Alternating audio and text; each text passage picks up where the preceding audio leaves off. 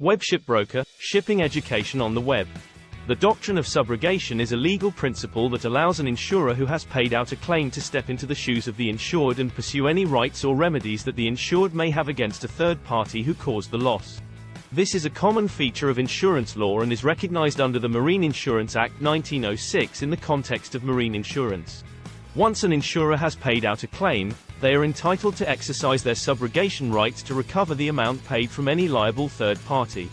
The right of subrogation enables the insurer to recover the amount paid to the insured and to be put in the same position as the insured, to the extent of the amount paid out. One of the leading cases on subrogation is the case of British Columbia Electric Railway Company versus Lowen, 1916, AC 719. In this case, the respondent's horse was killed by an electric tram owned by the appellant. The respondent had insured the horse and received a payment from the insurer. The insurer then sued the appellant under the right of subrogation. The issue before the court was whether the respondent had waived their right to sue the appellant by accepting the insurance payment. The court held that the insurer was entitled to exercise its right of subrogation, and that the respondent had not waived their right to sue the appellant.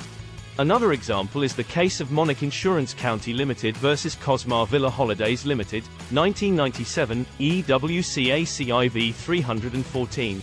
In this case, the appellant insured a villa that was damaged by fire caused by the respondent's negligence. The appellant paid out a claim to the insured and then sought to exercise its right of subrogation against the respondent. The court held that the insurer was entitled to exercise its right of subrogation and recover the amount paid out from the respondent. In summary, the right of subrogation is an important principle in insurance law that enables an insurer to recover the amount paid out to the insured from a liable third party.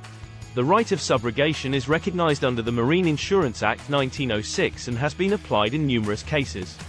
Here are two examples of cases that illustrate the application of subrogation in the maritime industry. The Raffles, 1864, LR2 PC 156. In this case, the ship, the Raffles, collided with another ship due to the negligence of its pilot. The owners of the Raffles paid out damages to the owners of the other ship and then sought to exercise their right of subrogation against the pilot. The pilot argued that he was not liable as he had acted on the orders of the ship's captain. The court held that the pilot was liable for the damages and that the owners of the Raffles were entitled to exercise their right of subrogation to recover the amount paid out to the owners of the other ship. The Mariana Flora 1982, 1 Lloyd's Rep 334. In this case, the vessel, the Mariana Flora, collided with a jetty due to the negligence of its master.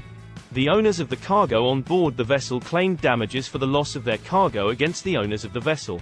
The owners of the vessel paid out damages to the cargo owners and then sought to exercise their right of subrogation against the master.